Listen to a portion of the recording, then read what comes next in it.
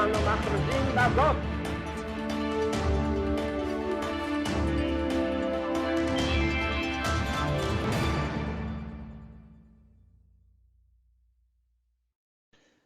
I'm Barry Shaw, and this is The View from Israel. And today I'll be talking about Sweden.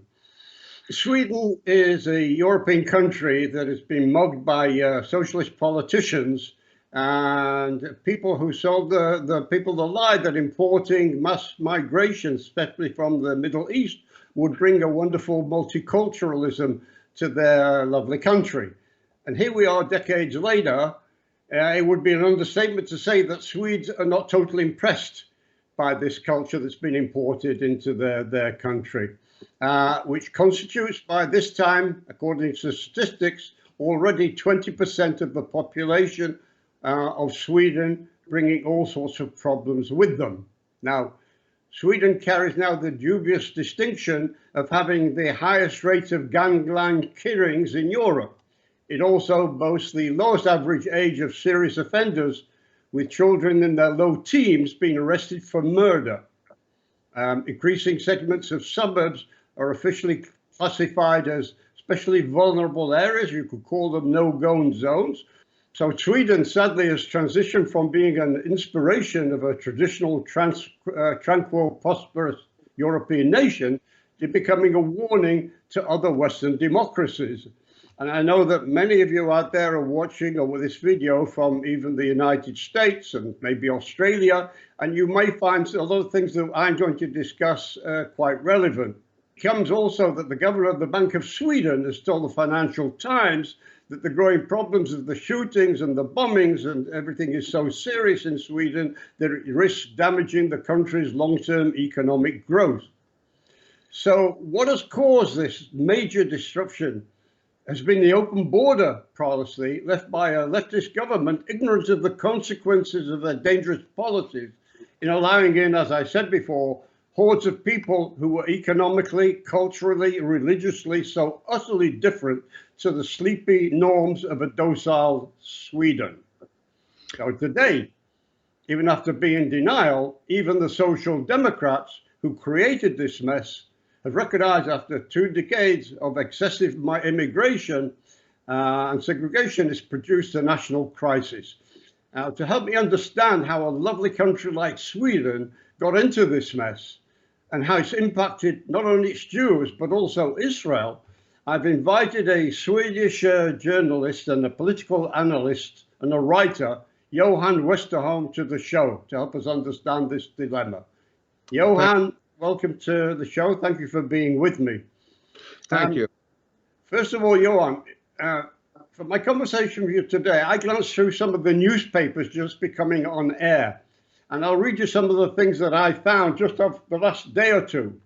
One headline: charges against 5 men involved in several bombing explosions in Norrköping in 2013.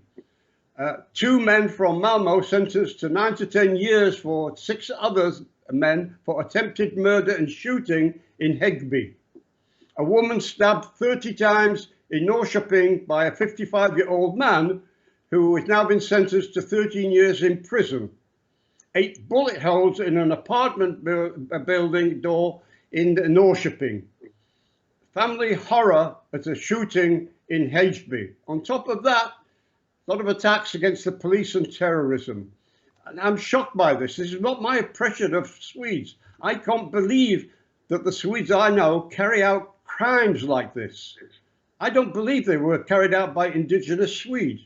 Now, you wrote a book called Islamism in Sweden, and this was based on your research. Tell me how you identify the perpetrators of the recent crimes, and what have you discovered in writing the book? But the situation in these areas, they are really, really bad. And there are some areas that in Norrköping, as you mentioned, that the police will not enter without being the more of their heavy equipment with them. So we have a bad situation, and it's all due. I would say that it's all due to a very, very liberal point of view on migration, and it all started up actually some 20 years ago, because Göran Persson, the former prime minister, he was a very, very great friend of Israel, and he was also opposed to all unregulated migration policy. But then we had a government shift, so the liberal Fredrik Reinfeldt came into power, and he actually reformed the migration policies of Sweden in a way that it opened up our borders. And it's true that the socialist opposition by the time, and then the socialist government, they didn't do anything to prevent this to happen. So from Fredrik Reinfeldt to 2006, Sweden has been suffering from a very, very liberal migration policy, and it was also the effects of this was, it was like jacking in the turbo with a social democratic view of being tolerant against intolerant ideas. That's Islamism. And the Islamistic movement, they actually established themselves in the Social Democratic Party by the mid-90s, actually, according to my research and other research as well. They established themselves in the Social Democratic Party and tried and also succeeded to a very, very liberal view on migration policy, and worked very, very efficiently, and they could provide their own mosques and other institutions with government funding. So as today we have it's not false to say that the Muslim Brotherhood has its stronghold in Sweden.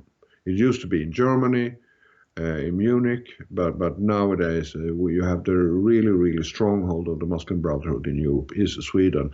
And it's not a coincidence that the former chair of Islamic Relief was a Swedish citizen. It's not coincident that the Council of European Muslims, that's the former organization for Muslim Brotherhood, the umbrella organization for the Muslim Brotherhood in Europe, was founded by Swedish Muslims and headed by a Swedish Muslim from time to the other. But this development had been impossible without the support of the Social Democratic Party, parts of the Social Democratic Party, but also, not to forget, parts of the moderate party, that's the Conservative Party.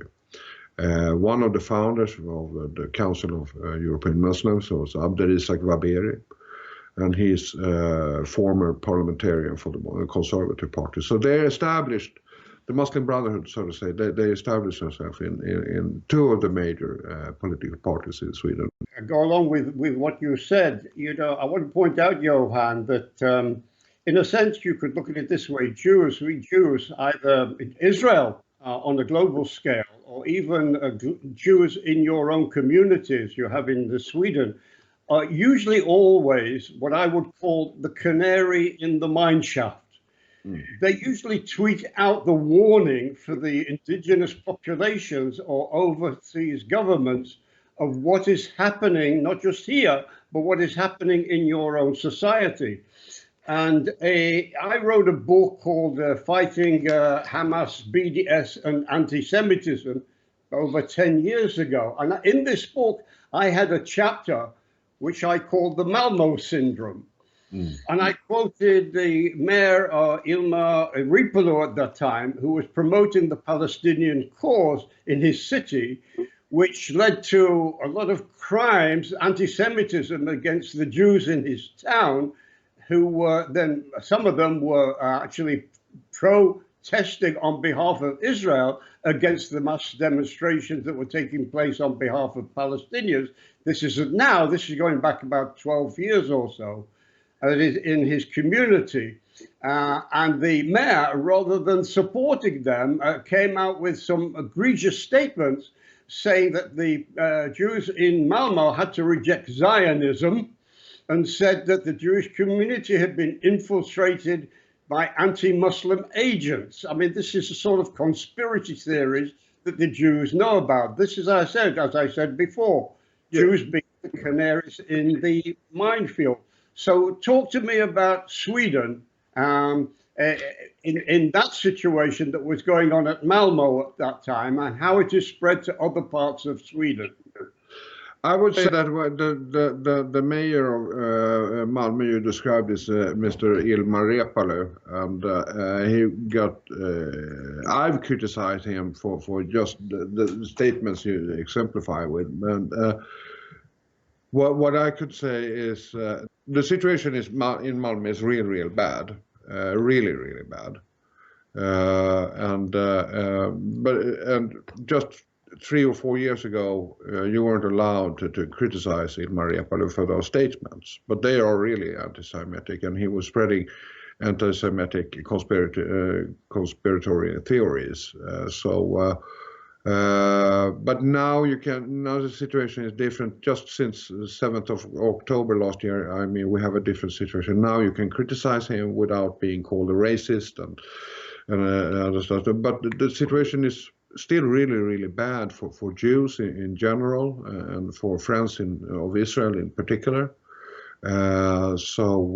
Well, there has been a change, yes, but the situation is, and you're right in that sense, that the situation, you can track that to all too liberal migration policy. That when we allowed migrants from preferably Muslim countries, we imported anti-Semitism and racism in a very large extent, actually.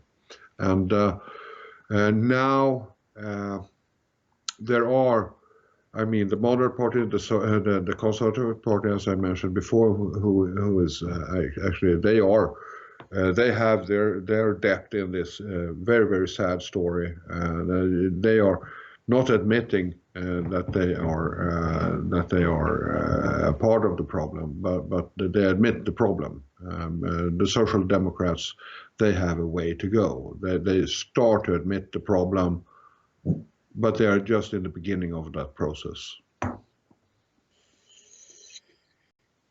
I would suggest to you, Johan, as well, that part of the problem with Sweden has been that while your Social Democrat government was welcoming, as I said, an unbridled migration from places like the Middle East, they were also appeasing or appealing to their migrants by adopting the causes they brought with them. I have an expression that I've used before, in that what countries like Sweden never realized is that when you bring people from the Middle East or allow them in without any control, you don't understand that people do not come from the Middle East in order to become nice Swedes or friendly indigenous people from Malmo. They bring the whole baggage of the Middle East with them.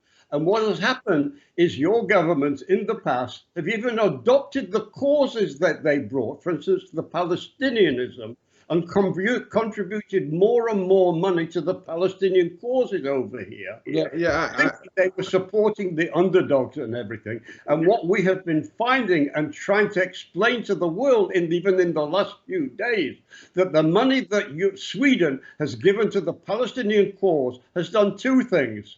That have been used by the Palestinian Authority in their pay-to-slay policy to incite about hatred of Jews and the slaughter of Jews and rewarding them. And more recently, the revelations that we're finding in Gaza, where the Swedish government are objecting about the tactics and the strategy that we're going to destroy Hamas, we have been revealing recently, in the recent days, the total involvement of UNRWA, the United Nations welfare and refugee status in Hamas and other places that is 100% has been promoting the Hamas and Palestinian terrorist cause. And your Swedish taxpayers' money has gone to all that, despite the fact that organizations of colleagues of mine have come to the Swedish parliament and showed them the evidence of the crimes that have been going on for decades, and they've been overlooked by the Swedish government.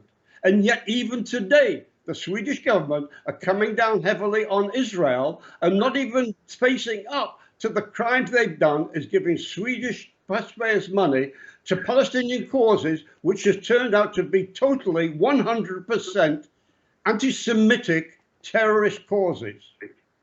I agree upon that, but what I don't, I'm not here to defend Swedish policies at all, so I don't want you to put that on me at all. What I can say is that we have, and trying to explain, we have quite a good momentum right now. Everything you can't say. I mean, what I can hear from you, and I agree upon that. All the evidence has been presented to the Swedish Parliament for many times. I've been present and presented them as well. But there are dialogues, and there are actually work being done by the Minister responsible for foreign aid, Mr. Johan Forsell. He has put upon he's starting to put quite some large limitations on the foreign aid paid to different NGOs. So those you may, but this, I know it's not a defense, but I try to explain that this would take time. You will not be able to cut all the aid from one day to the other. I think that you ask too much if you expect that. If you expect us to cut all aid overnight, then you're asking us to do too much. You're asking the political system in Sweden to do too much, actually.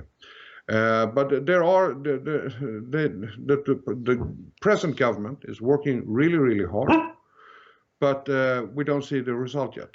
If you expect Sweden to change policy overnight, then you're expecting way too much. I'm sorry to say that. Well, I understand you're giving me the Swedish perspective, but I want to tell you that from here in Israel, that is terribly disappointing. I'm probably expressing the emotion of the whole of Israel here, who are suffering in a war over here to wipe out the evil of Hamas. But what I'm asking through you is how we can make the impression on your government in Sweden to face up to the facts, because we believe here that, quite frankly, your government has been in denial. Let me give you one example. Let me ask you, for instance, to answer me about the gentleman called Jamal El-Haj, which I understand who has been expelled from the Social Democrat Party for being affiliated with Hamas, and yet he still sits in your parliament. No, I'm asking Sweden and your parliament through you, how is it that a Hamas sympathizer is still sitting in the Swedish parliament?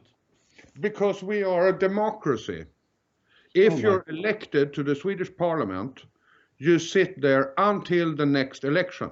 We don't expel people for their ideas or sympathies. If you're elected, then you're elected. This is a democracy. We don't expel people because they have showed up later on supporting ideas or something. It's not forbidden in Sweden yet to have an idea. We have elections, we elect people, and there is now 2.5 years to next election. He will not be re-elected, but once elected, you are elected. In the Swedish parliament, you cannot expel an elected member of the parliament, as you can't expel in a member of the European Parliament, for example, if not he showed up to be a criminal. That we have that mechanism.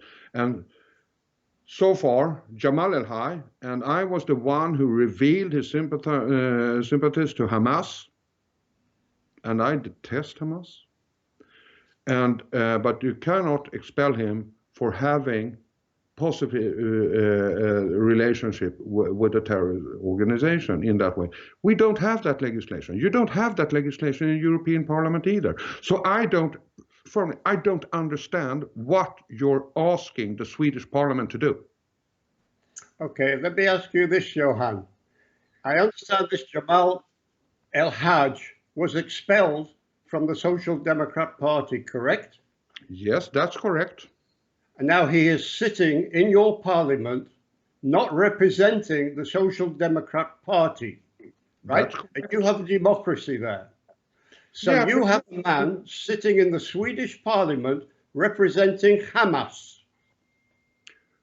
No, he's you say he can say that because now you have a democracy. Being such a self-appointed expert on Swedish legislation and domestic policies, in Sweden, all parliamentarians, they are elected on a personal mandate, okay?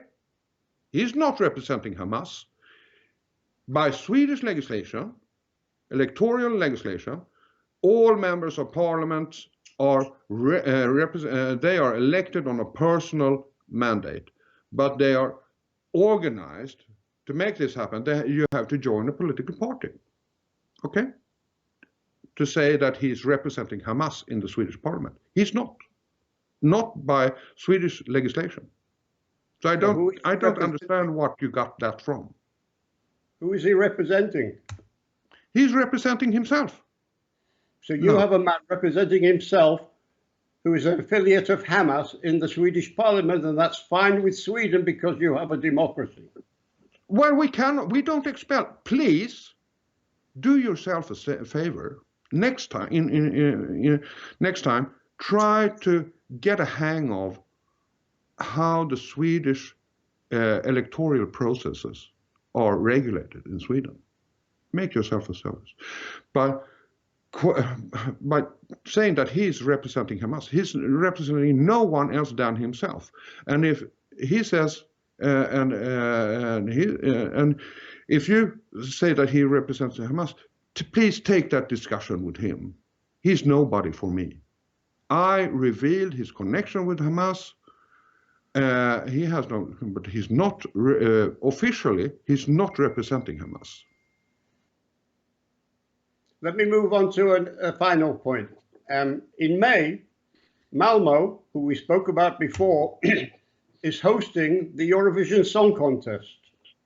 Israel was eagerly anticipating participating there, but we have learnt that over 1,000 Swedish musicians are threatening to boycott or will not perform in the Eurovision Song Contest if Israel participates. What's your understanding of this situation that we're getting over here? I don't agree upon them at all, and that will not happen. That the boycott of Swedish, that they will boycott the Israeli participation in the European Song Contest. That has been very, very clear from the public service, who is actually hosting the event and financing the event. They will say there will be no boycott of the state of Israel, period. You share my fear and the fear of people here in Israel that are going to be massive and fairly nasty protests outside the halls in Malmo where the Eurovision Song Contest is taking place in May against the Israeli participation. I don't think there will be that nasty demonstration, because that's also, we have a legislation that if the police consider that would be a threat to public order, they will not be able to demonstrate. And that by then, I think the police will have the tools handling that situation. I would not. I don't see a boycott coming, actually, and I don't see. It might be large demonstrations, okay, but I think that it's nothing the police will be able to handle. Okay, let me end, Johan, by asking you this. As I said, we'll be happy to promote your book about Islamism in Sweden. What's your personal view? having written this book and out of the survey you have done, is having a man sitting in your parliament who is affiliate of Hamas? Well, it's nothing I wanted to do, and I've been working since 2006 trying to reveal all these connections and everything like that. No, at least at last it comes into public that some party member has these ideas, and we have Mr. Abderrazak Vaberi a couple of years ago in the Conservative Party, and now we had Mr. Mehmet Kaplan affiliated to Erdogan in the Green Party. And now at last, other media, they recognize what I've found in my research since 2006. In 2026 we have a new election, and maybe we can get rid of more of them. Tell me this, on the subject about Hamas in Sweden, does Sweden itself actually recognize Hamas as a designated terrorist organization or not? We recognize through our membership in the European Union, we recognize Hamas as a terrorist organization that you should be aware of. And this man was elected to your parliament by an electorate who knew he was a Hamas affiliate or a sympathizer. They knew he was a sympathizer, but by that time we didn't have the legislation in place. If you're an affiliate to a designated terrorist organization, that's criminal as today, since half a year back. But being a sympathizer is still not forbidden in Sweden, no. There are examples in the US House of Representatives that you have sympathizers with Hamas and the Palestinians. They are, of course, they are born in the US, so they cannot be expelled, but they, as far as I know, no member of the House of Representatives in the US has been expelled for expressing sympathies to Hamas or the Palestinian cause. But for sure, I'll do my very best to that all those who have those sympathies in Sweden running for office in 2026, well, that the voters should know of every one of them. But as I try to explain to you, that having a sympathy for a cause, that doesn't mean that you're not eligible to run for public office. We don't have that legislation in Sweden. You might have in Israel, but we don't have in Sweden. Okay, look, I want to thank you, Johan, for being explicit with me. I don't object to that. We like to talk facts, whatever. And I really hope, very sincerely, that Sweden finds its way out of the dilemma it has put itself in, and find its, I would call its moral balance again, because I think you have a problem that you have imported into your country, and I think you have great difficulty sorting out the problem you're in these days. Johan, thanks for being my guest. Okay, thank you. My pleasure. This is Barry Shaw, The View from Israel.